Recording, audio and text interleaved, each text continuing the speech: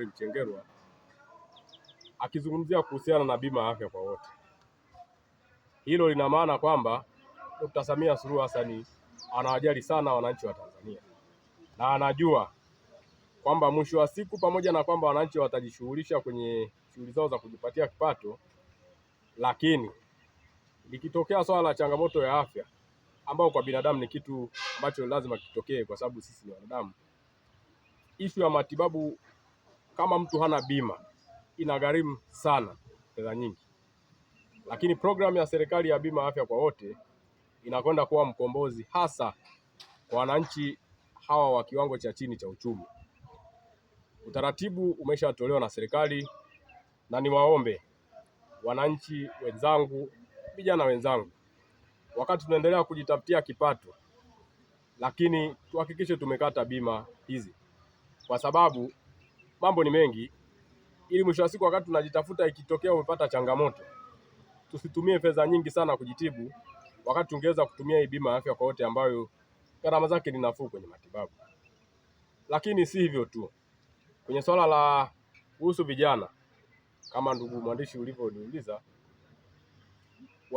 rais wetu wakati anatangaza baraza la mawaziri, sisi vijana tulifarijika sana sana pale tuliposikia Rais wa Jamhuri ya Muungano wa Tanzania ameunda wizara maalum kwa ajili ya vijana. Kwa kweli ninyi ni mashahidi, sensa iliyopita imeainisha kwamba vijana wa taifa hili ni 60% kwenye population ya watu wote, na vijana kwa sababu ya umri wetu ndio umri ambao vijana sisi tunajitafuta sana kwenye maisha, lakini ndio umri ambao sisi tuna changamoto nyingi kwa sababu ya namna ya umri wetu na namna ambavyo tunapambania kwenye maisha yetu. Kuundwa kwa wizara ya vijana utabadilika kuwa mwarobaini, kwa sababu sasa yupo waziri mwenye dhamana halisi na vijana tu,